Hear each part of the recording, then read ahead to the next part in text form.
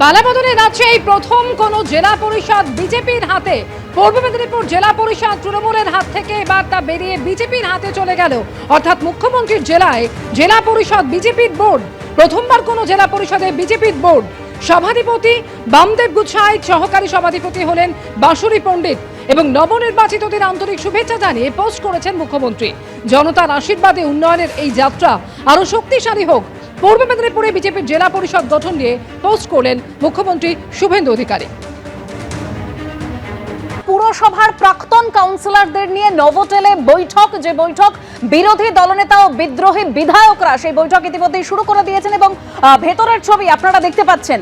ঋতব্রত বন্দ্যোপাধ্যায় সেখানে উপস্থিত রয়েছেন, জাভেদ খান রয়েছেন, ফিরাদ হাকিম রয়েছেন। যেরকম বলছিলাম আপনাদের, এই বৈঠক ইতিমধ্যেই শুরু হয়েছে।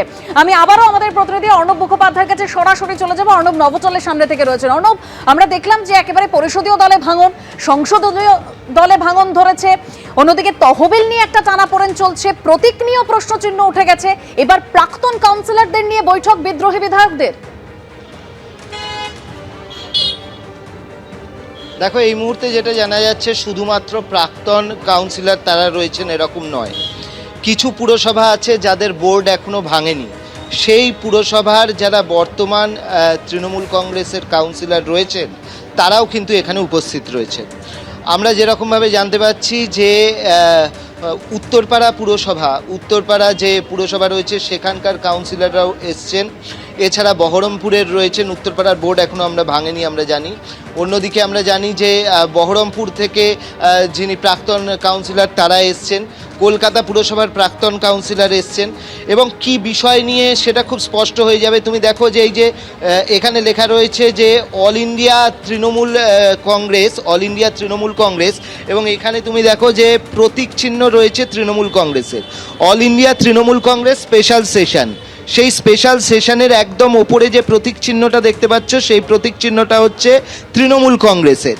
কিন্তু তোমাকে তার পাশাপাশি দেখিয়ে দেবো যে যে ছবিগুলো রয়েছে তাতে রবীন্দ্রনাথ ঠাকুরের ছবি রয়েছে এবং তার পাশাপাশি আমরা দেখতে পাচ্ছি যে গান্ধীজির ছবি রয়েছে। কিন্তু এখানে মমতা বন্দ্যোপাধ্যায়, অভিষেক বন্দ্যোপাধ্যায় তাদের ছবির কোনো স্থান এখানে নেই। অর্থাৎ এই জিনিসটা খুব স্পষ্ট হয়ে যাচ্ছে যে এখানে বিধানসভায় যারা হচ্ছেন বিদ্রোহী গোষ্ঠী ঋতব্রত বন্দ্যোপাধ্যায়ের নেতৃত্বে মূল বক্তব্য রাখছেন ঋতব্রত বন্দ্যোপাধ্যায় এখনও অবধি যেটা জানা যাচ্ছে। এবং ঋতব্রত বন্দ্যোপাধ্যায়ের পাশাপাশি বিপ্লব মিত্র রয়েছেন, অরূপ রায় রয়েছেন, শিউলি সাহা রয়েছেন, আখরুজ্জামান রয়েছেন এবং আমরা দেখতে পাচ্ছি জাভেদ খান রয়েছেন, চন্দ্রনাথ সিনহা রয়েছেন। তারা সবাই এখানে রয়েছেন এবং তার পাশাপাশি এখানে যারা প্রাক্তন কাউন্সিলর, কলকাতা পুরসভার প্রাক্তন কাউন্সিলর তো প্রায় 50 জন রয়েছে, যার মধ্যে হচ্ছে অসীম বসু রয়েছেন, যার মধ্যে আমরা দেখেছি জুই বিশ্বাস রয়েছেন, সুপর্ণা দত্ত রয়েছেন, যার মধ্যে রয়েছেন হচ্ছে একদম পোর্ট এলাকার শামস ইকবাল রয়েছেন, তারা সবাই রয়েছেন।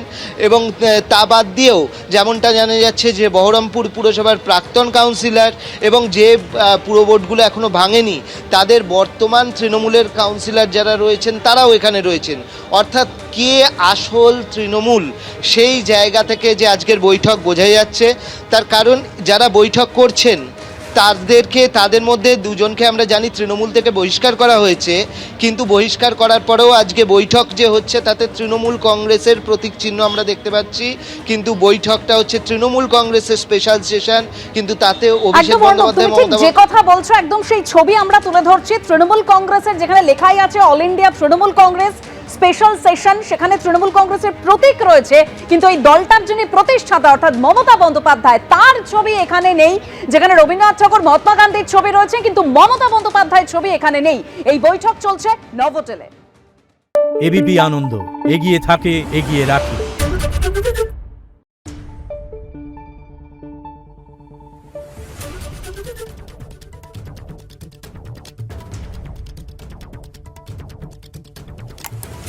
Thank you.